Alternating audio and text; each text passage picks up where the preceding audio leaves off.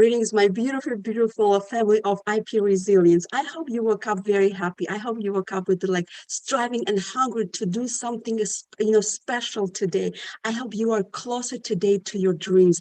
And I have a perfect person today with me who will be able to share his journey, to share how he achieved his dream, how he achieved his goals, and he conquering and enjoying his dreams right now. And I have in front of me Asif Mohammed, and he is a serial entrepreneur and he is investor. He's having grown his international consulting company.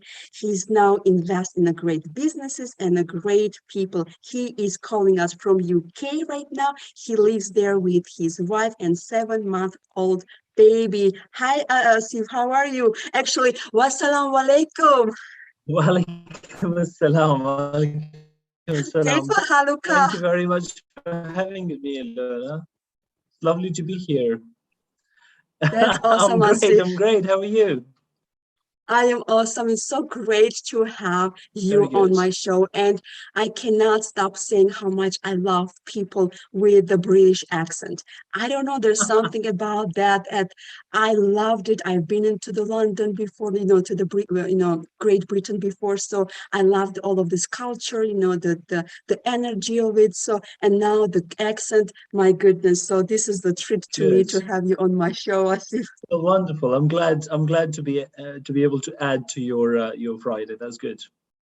So Asif, you have achieved so many heights in your life. You're right now doing the consulting businesses. You're right now on the hunt after the good people that you can invest. So tell us more about that. Where did you start that? Why you're doing that in your life? Well, thank you, first of all, Ilona, for such a cool question. I would say that for me, when I was born, I was born in Pakistan, by the way, many miles away from where I live now. And I had a dream. I wanted to be a cricketer, which is a fantastic sport that's played in Pakistan. And I was very good at it, I might add. Unfortunately, life had different plans for me, and I had a very bad accident when I was 10, 11 years old. And I was informed at the time by doctors that professional sport is sort of out of question. That's really not going to happen for me. And I think at that time, when your dreams are sort of crushed as a young man, it's quite easy to lose the way. I was very fortunate that I found my purpose very early on in life, which was to further humanity. And I realized that in order to do that, I needed a platform. And as it happened, I relied on finance to be that. I found out that I had a natural talent for finance. And basically, it's a great tool that we can use to tackle real world issues. And in doing so, we can hopefully also further humanity. So what I do now is with my wife, I invest in various businesses. We have a great business at the moment that we run on a day-to-day basis. But in addition to that, we've invested in lots of great companies, lots of great people. And I think I always like to back people ahead of a business idea. Hopefully, they'll have a great idea too, which is good. But I think my top priority is to ensure that we have the right person that we're working with. So basically, yeah, we look at finance and capital as a way of furthering humanity and really tackling some real world issues. I love that. I know that you're influencing a lot of people that are, thriving right now in their businesses as well. And when two of you are coming together as a partners, as the soul partners as well, there's something better, something great is happening when you put so much energy, this, charisma, this passion, and doing the same, business together. I absolutely admire people who know how to combine their families and their businesses together. I think having the right partner by your side is instrumental. So tell us more about the partnership. Tell us more about the tools that helps you to strive and succeed as the businessman. Yeah, great. I think as far as the partnerships go, whereby we invest in people and invest in great ideas, there's only 3 things that we're looking for in people. We want to have a person who loves what they do, because frankly, if they don't love what they do, it's very difficult for us to love what we do. And frankly, it'll be very difficult for clients and customers to love their product or service, whatever they may be selling. So we need to find somebody who loves what they do. That's the primary thing. Then we look for passion. So if they just doing it for money, in which case it isn't really your cup of tea. We want to invest in businesses and people who are passionate about what they're doing. And the third point really is honesty. You need to be working with honest people. So that's the framework that we use. And typically what we find is that once people meet these three criteria, they have great businesses, and often they need capital or some mentorship that we can provide both. We can provide the capital, but we also become the mentors by taking a board seat on the company and then really advise on the growth strategies, which works fantastically well. Ultimately, and as far as the business success is concerned, there are a few things that you have to do very well. The very first thing I think you need to know is, where is it that you are at the moment and where is it that you're going? We tend to find that that's a big problem that people don't really have. The second problem we find that people haven't quite tackled is having a longer term vision. What they tend to do is work on a year-on-year basis, and that's about it. We take a decade-long point of view. So what is our 10-year point of view? And then we work backwards. One of my old mentors had once said to me that it is very difficult to go to your dream. You don't actually go to your dream. What you do is you bring your dream back into the world. So it's I suppose it's just a change of perspective. People try slowly to get towards it, but what you're doing is you reach your dream in your mind's eye and then you bring it back. And I think if you can do that, if you can learn the ability to do that, then that's great. And I suppose the third, perhaps the most important part amongst all of this, is the ability to make bold and quick decisions. I think a lack of decision making is one problem that unfortunately lets a lot of businesses fail. And it's the one which also means a lot of businesses don't even start. I absolutely loved it. I also like, following with some of the, businessmen. And one of the things that you have just said that, they echo the same thing too. They value the people who can make a decision on the spot.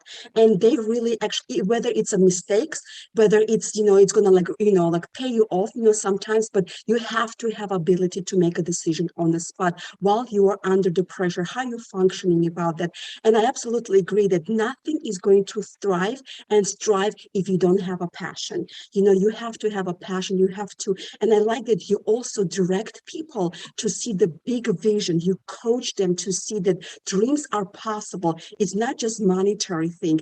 It's more to that. So dreams have no values, but when you create that dreams in your life, that becomes invaluable. And you teach them how to, be focused, laser focused. You open up their perspective as well as the leaders, because of course, like you said, not everybody knows how to dream big.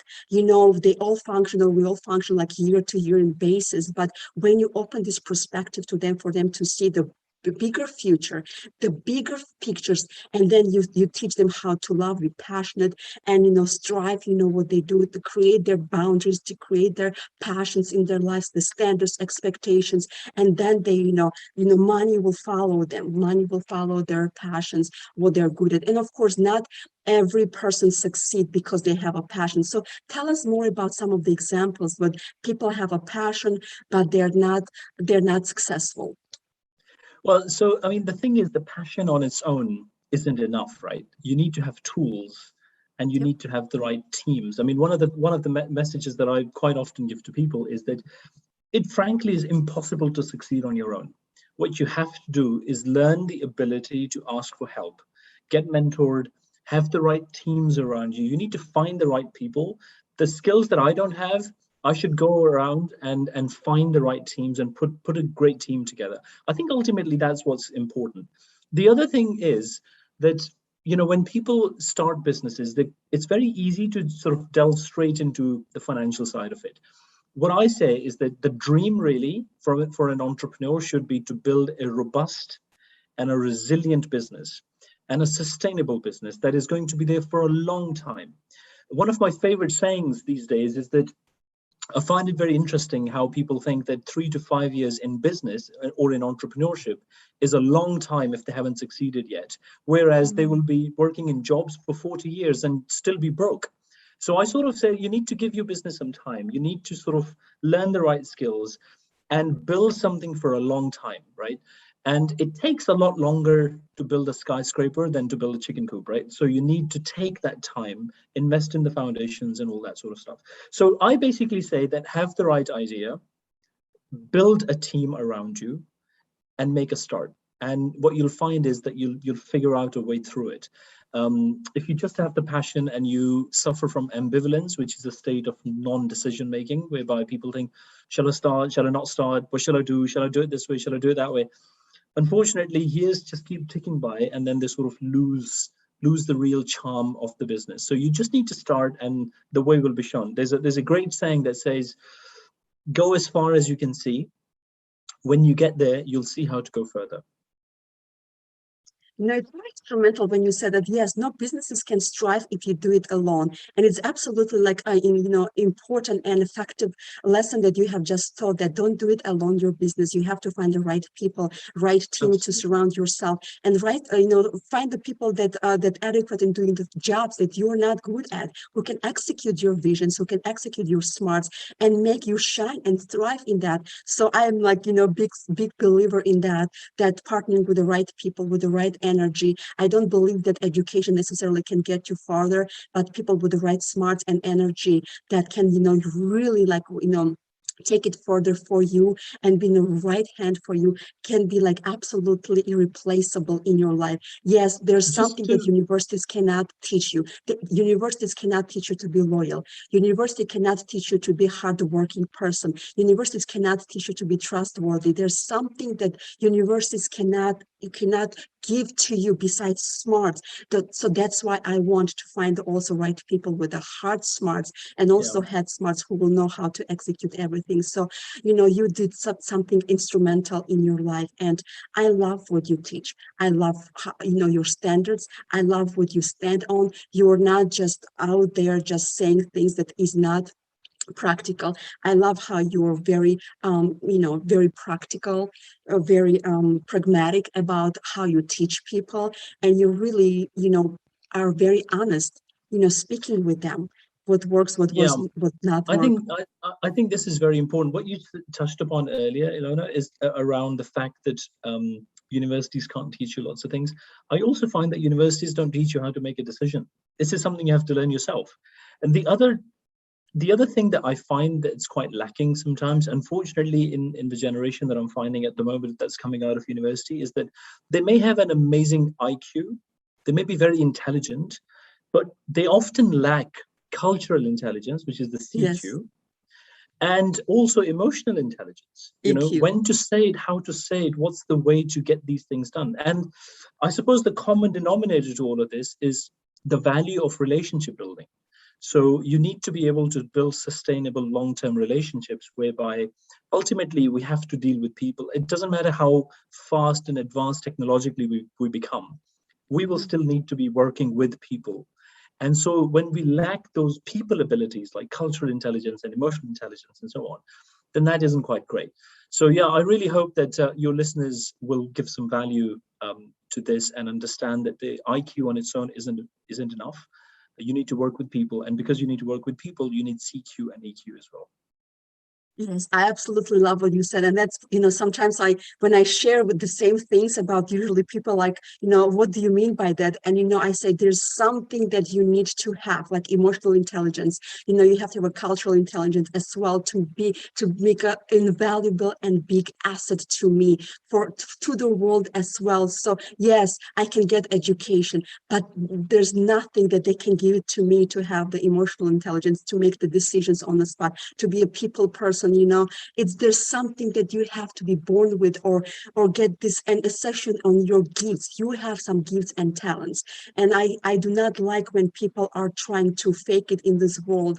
So I want people to invest in what they're good at. I know the world is teaching us to, you know, if you're not good at something, go invest in that and you will learn from it. No, I want people to invest in what they are good at, so they will be irreplaceable to the world, and it will be hard to replace. Be marketable, be, you know, like, you know, feed your passions.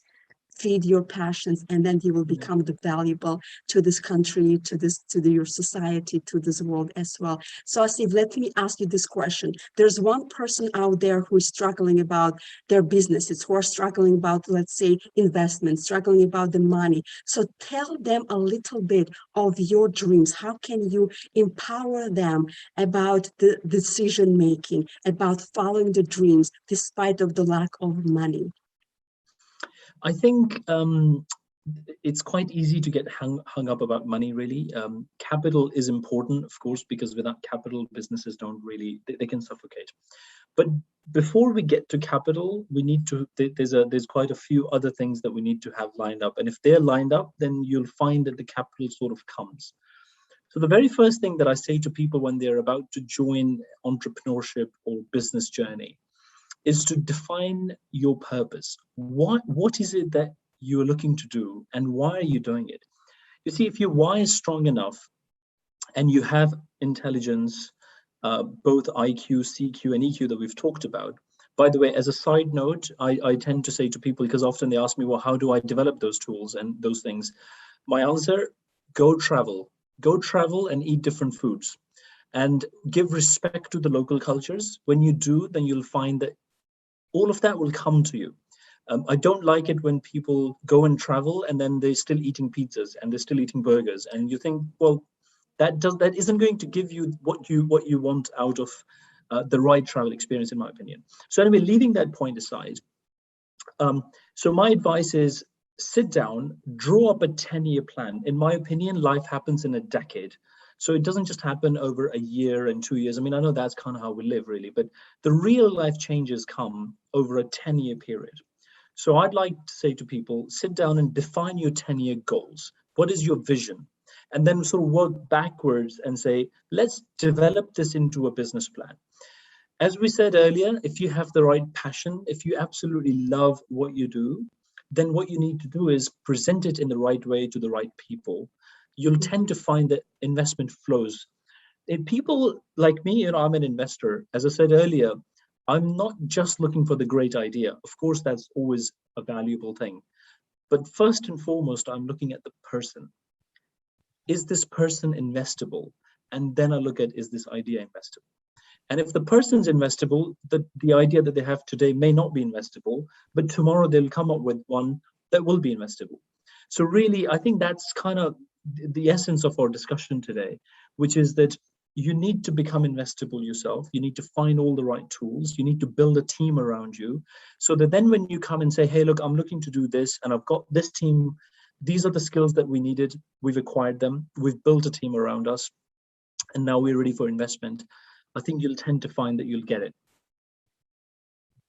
Such an instrumental and invaluable advice that you have just shared with our people. It's very practical and you were very honest. And that's what I love about you, Asif, that you work with the real people, that you're very honest about that. And you really know how to present the right message to the right people. And I know when people invest, they do not invest in ideas, they invest in people. This is the biggest asset that they have, because people are the one who can either make it or break it. And if you're determined enough, if you're hungry enough, sky is the limit for you, and finances will follow your dreams and your passions as well. So thank you so much, Asif, for being with us. If you don't mind me just adding to what you just said, Ilona, is I always say that sky is not the limit. Your mind is. Your mind's the limit. Whatever limit you put on it is kind of where you'll end up being. Yes, I agree that mindset is a powerful tool that you need to practically, invest in it and grow it, and believe the faith and determination and the hunger for love, the passion for life will come. But you have to work with your mindset, because mindset is the one that we put the limit into it and barriers, and that's when it stops us. And that's why I love that you not just only teach them how to get the finances, you teach them to think big, because it is possible, guys. So it's possible to follow your dreams because your dreams are there. So they're waiting for you to unleash your potentials and be unfiltered, be unapologetic about following and getting your dreams, guys. It was Asif Muhammad with us with the love from the UK calling us and sharing with his instrumental and valuable tips about how to invest, about their passions and how to start the business. So if you like the segment, please like and share and be with us until the next segment. But I want you to be happy. I want you to be healthy and stay right with your mind. It was Ilona from IP Resilience. See you next time. I'm a queen, I'm a queen, I'm a queen.